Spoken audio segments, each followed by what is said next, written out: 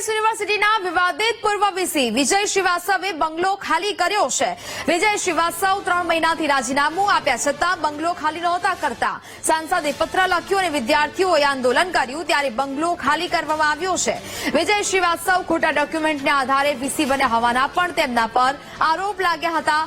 હાઈકોર્ટમાં કેસ ચાલે છે તે પહેલા જ વિજય શ્રીવાસ્તવે રાજીનામું આપ્યું હતું। રાજીનામું આપ્યા પછી પણ બંગલો ખાલી ન કરતા વિવાદ સર્જાયો હતો। વિજય શ્રીવાસ્તવે બંગલો ખાલી કરી જે સામાન અન્ય જગ્યાએ ખસેડ્યો છે। તો રાજીનામું આપ્યા બાદ પણ બંગલો ખાલી ન કરતા વિવાદ છે તે સર્જાયો હતો।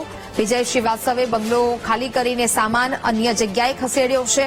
વડોદરાની એમએસ યુનિવર્સિટીનો આ મામલો કે જ્યાં વિવાદિત પૂર્વ વીસી વિજય શ્રીવાસ્તવને લઈને જે વિવાદ છે તે સર્જાયો હતો તેમના પર અનેક આક્ષેપો છે તે પણ લાગ્યા હતા। સાંસદે પત્ર લખ્યો અને વિદ્યાર્થીઓએ આંદોલન કર્યું ત્યારે બંગલો છે તે ખાલી કરવામાં આવ્યો છે।